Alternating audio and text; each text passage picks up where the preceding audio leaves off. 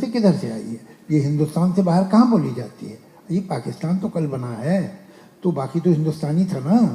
ہندو بھی یعنی برے سے برے وقتوں میں بھی ہمیں ایک آدھ ارشاد کامل مل جاتا ہے، ایسی بات نہیں ہے. میں سعادت خان انقلاب سے ہوں، روزنامہ انقلاب سے.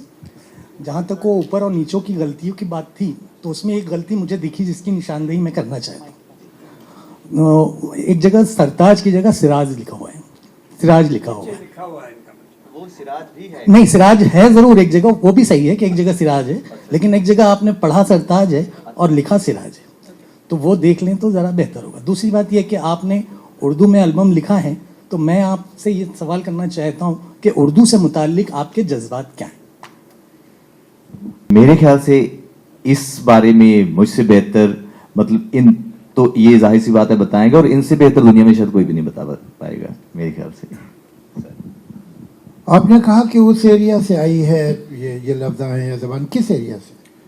جب مہاراجہ رنجیت سنگھ جی کا راج تھا تو ان کی درباری زبان فارسی تھی، تو دھیرے دھیرے وہ ڈریون میرے خیال سے چیزیں ایسے ہو کر اردو میں اور پنجاب میں. نہیں دیکھیے، فارسی تو سارے جو زمانے میں راجے مہاراجے بادشاہ ہوتے تھے سب کی زبان وہی ہوتی تھی، پرشین. جیسے کہ آج کل انگریزی ہے تو انگریزی ایلیٹ کی لینگویج مانی جاتی ہے، ویسے اس زمانے میں پرشین کی تھی. باقی یہ زبان جو ہے یہ کہیں سے نہیں آئی ہے، یہ آپ ہی کی زبان ہے. ادھر سے کدھر سے آئی ہے؟ یہ ہندوستان سے باہر کہاں بولی جاتی ہے؟ یہ پاکستان تو کل بنا ہے، تو باقی تو ہندوستانی تھا نا. ہندوستان سے باہر یہ کہیں نہیں بولی جاتی. یہ ایران میں تھوڑی بولی جاتی ہے، یہ ازبکستان میں تھوڑی بولی جاتی ہے، یہ قزاقستان میں تھوڑی بولی جاتی ہے، یہ مصر میں تھوڑی کہیں نہیں بولی جاتی. یہ صرف ہندوستانی بولتے ہیں. اب ان میں سے کچھ پاکستانی ہو گئے، کوئی بات نہیں، چلو ٹھیک ہے. لیکن یہ کہ یہ زبان ہماری ہے. اور میں نے یہ کہا تھا کہ 20ویں صدی میں دیکھیے، 19ویں صدی میں اس زبان میں جو کنٹریبیوٹ کیا ہے وہ دلی اور لکھنؤ نے کیا ہے، بہت میجر کنٹریبیوشن. یہ سارے بڑے شاعر جو 19ویں صدی میں پیدا ہوئے تھے، 19th سینچری میں، وہ تھے دہلی کے اور لکھنؤ. لیکن 20th سینچری میں میجر کنٹریبیوشن پروز میں بھی اور پوئٹری میں لکھنؤ دلی سے نہیں آیا بلکہ پنجاب سے آیا. جتنے بڑے پوئٹس ہیں، بڑے رائٹرز ہیں، وہ پنجاب کی، زیادہ تر پنجاب کے تھے. ایسا نہیں کہ ادھر بالکل تھے ہی نہیں، لیکن زیادہ تر پنجاب کے تھے. وہ فیض ہو، اقبال ہو، احمد ندیم قاسمی ہو، وہ طاہر ہو، یہ سارے کے سارے پنجاب کے لوگ ہیں. کرشن چندر، راجن سنگھ بیدی، یہ جائنٹس ہیں پروز کے. تو یہ سب پنجاب سے آئے تھے.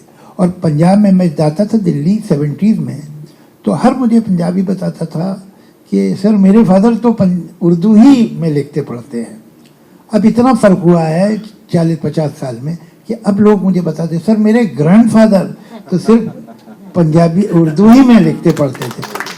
ارے مگر بھائی، جب آپ کے فادر اور گرینڈ فادر پڑھتے تھے تو آپ نے پارٹیشن کی وجہ سے کیوں چھوڑ دیا؟ پارٹیشن اس لیے کہ پاکستانیوں نے کہا کہ ان کی زبان ہے، تو وہ تو کشمیر کے بارے میں بھی یہی کہتے. تو آپ مان جائیے کیا؟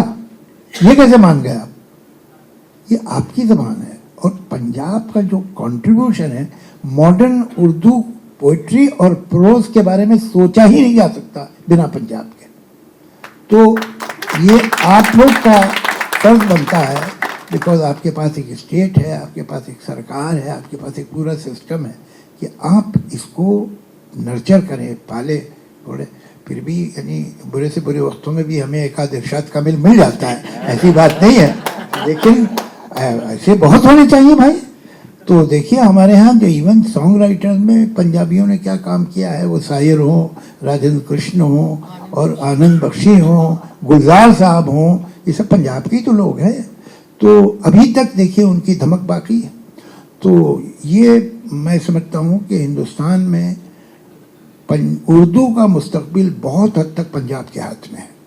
اور یہ آپ لوگ کی ذمہ داری ہے کہ اس زبان کو سنبھال کے رکھیے، سنواریے.